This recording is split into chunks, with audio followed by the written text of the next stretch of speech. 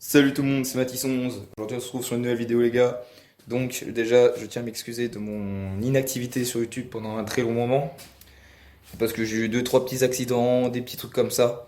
Donc rien de très grave, je vous rassure, je suis toujours en un morceau. La moto est maintenant réparée aussi. Parce que du coup j'ai dû changer le guidon, la mousse, encore un nouveau support de plaque, une nouvelle plaque.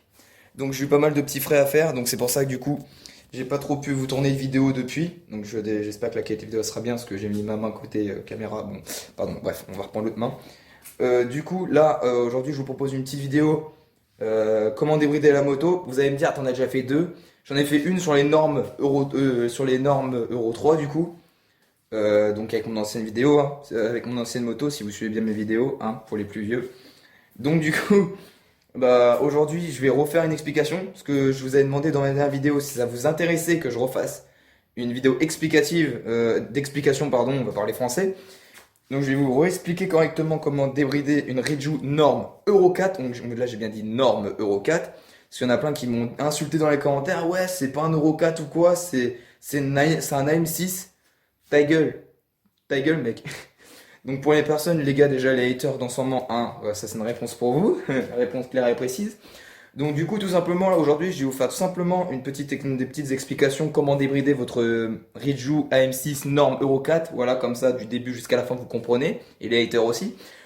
Donc du coup on va commencer la vidéo tout de suite, et avant que la vidéo commence, n'hésite pas à t'abonner, on est bientôt 1000 abonnés sur la chaîne YouTube les gars. Les gars je vous en remercie énormément. Et puis lâche le petit pouce bleu et commente. Et puis c'est parti pour la vidéo. Donc déjà les gars, bon je suis dans le garage par contre parce que vu le temps qu'il y a dehors aussi, c'est aussi une des raisons pour laquelle j'ai pas trop tourné. Donc voilà, donc là vous pouvez voir, hein, je suis en full origine avec le petit sticker du diable là. Donc là je suis en full origine, hein, pour les mecs qui me disent non, je suis en origine. Donc je vais tout vous expliquer comment moi j'ai débridé ma moto. Je prends 96 compteur GPS. Et compteur Iju, j'ai pris 104. Mais bon, là, ça, c'est un autre délire. Du coup, nous allons commencer. Donc, du coup, dans les normes Euro 4, ce que vous avez de différent maintenant, c'est le boîtier de CDI qui se situe au niveau de la pompe à huile.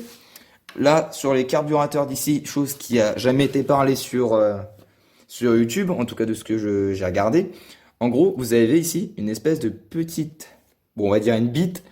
Et en gros, cette petite bite, et ben en gros, ça vous fait des trous d'air. Et ces trous d'air, en fait, sont inspirés par la durite qu'elle a. Ça doit être une durite de décompression, il me semble, un truc comme ça, si je dis pas de conneries. Et du coup, elle est reliée à ça. Le petit truc que vous voyez ici. Vous voyez, même quand on regarde bien là, il y a marqué Delorto dessus. Donc là, on la voit pas très bien. Je vais essayer de vous montrer ça. Voilà, ça. Donc ça déjà c'est une brique que je sais toujours pas enlever. C'est la seule brique que je n'ai jamais réussi à enlever. Mais la moto marche très bien comme ça, je vous rassure, hein. Donc pour information, je suis en gicleur de 98, pignon de 13, couronne de 52 à l'arrière. Que puis-je dire d'autre? J'ai débridé le CDI. Du coup, si vous regardez bien là, il y a un câble à enlever, le mien il est là. Donc, pour débrider le CDI, c'est tout simple. Vous baissez la languette verte.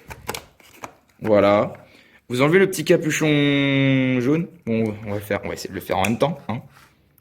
Bon, fuck, j'arrive pas. Donc du coup, là, vous comptez 2. Donc là, vous faites 1, 2. Et après, pour monter, vous allez faire 3. Vous allez compter là où vous avez au niveau du deuxième, vous allez le compter, vous allez faire 1, 2, 3. Et cette cosse-là, vous allez la pousser avec un tournevis. Et après, la laisser pendre ou quoi, faites comme vous voulez. Bon, moi, j'ai fait propre, j'ai mis un petit bout de caoutchouc dessus, là, avec la pince, hein. Donc ça fait plus propre, voilà. Vous remettez votre CDI, s'il veut bien. Ah, d'accord, c'est parce qu'il y a ce truc là. Voilà. Vous remettez votre CDI. J'ai mis une BR10, je trouve c'est bon. Vous allez me dire, ça n'a pas plus de pêche ou quoi, ça change rien. Mais moi, j'ai préféré mettre une BR10. Il y a un petit peu plus d'étincelles. Donc voilà, c'est à peu près tout, hein. Il n'y a pas grand chose. Après, la boîte à air, moi, elle est pas débridée, hein. Parce que j'ai essayé de la débrider, ça faisait un bordel. Il y avait une prise d'air avec le truc qu'il y a derrière, comme je vous ai expliqué.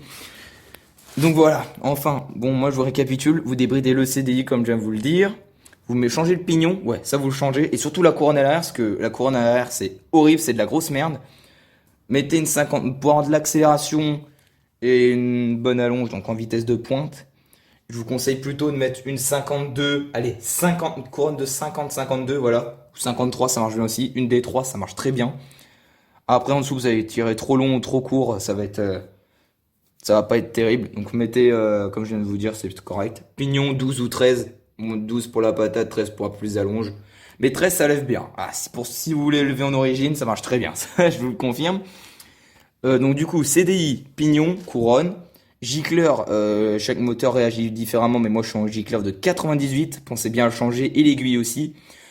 Ça sera important. Et si vous voulez débrider votre boîte à air, c'est votre choix. C'est tout simple. Vous enlevez la vis qui se situe ici, celle-ci. Vous enlevez les deux vis, vous faites glisser la selle vers l'arrière. Vous allez avoir une petite boîte. Vous enlevez, vous dévissez la vis. Vous enlevez la boîte, le couvercle de la boîte du coup. Vous allez avoir un filtre qui sera bleu, comme ça. Ce filtre-là, vous allez faire passer la main et au milieu, vous allez dévisser. Il y aura une espèce d'écrou. Du coup, vous allez dévisser l'écrou. Hop, vous l'avez dans la main, vous l'enlevez. Le filtre bleu, vous le prenez, vous l'enlevez. Il y aura une petite cale ronde avec quatre petits trous.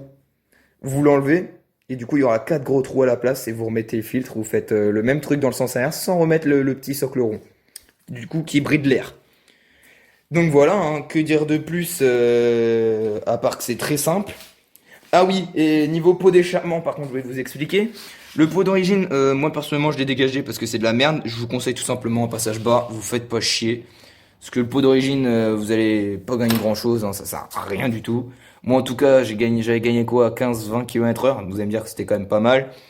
Mais au lieu de 53 au lieu de 53 sur le plat, j'ai pris 65, non 70-75. Bon, c'est quand même pas mal. Mais bon, c'est quand même pas terrible. Si vous voulez vraiment de la perf, mettez un passage bas direct, vous faites pas chier sur l'origine, c'est le meilleur. Et tout simplement, après, ça donne ça. Donc on va démarrer un petit coup.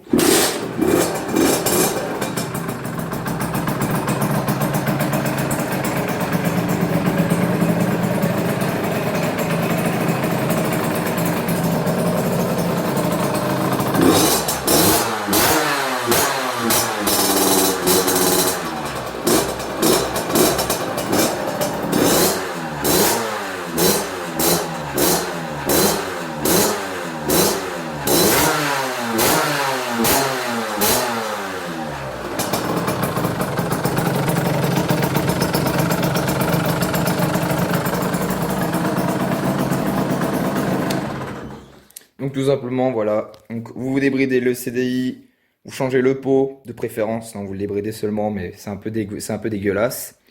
Le gicleur, l'aiguille, le pignon, la couronne, boîte à air si vous voulez, mais moi je vous le conseille pas. Et puis tout simplement, vous prendrez 96, 104, 104, ça dépend de la transmission. En pignon de 14 et couronne de 52, j'ai pris 104. En pignon de 13, je prends 96, 97 compteur GPS, pardon. Et 104, c'était avec compteur il joue, parce que là, il marchait encore, parce que le mien, bah, il condamnait, il me sert juste pour le point mort. Donc si vous voulez vraiment le taper le 104, mettez du 14,52, ça sera nickel. Mais pour taper 96, c'est déjà très bien. Les 96, si vous voulez les monter rapidement, vous voulez avoir de la patate, mettez 13,52, pour moi, c'est le meilleur en origine. Voilà, c'était Mathis 11 les gars, j'espère que cette vidéo vous aura plu. Je vous laisse avec quelques points de la moto. N'hésite pas à t'abonner, partager la vidéo et poser des commentaires si tu as encore des questions à me poser. Sachant que ma prochaine vidéo, ça sera une FAQ, donc du coup je répondrai à vos questions. Et à la prochaine pour une prochaine vidéo. Et je vous laisse sur quelques plans de la moto. Ciao les gars.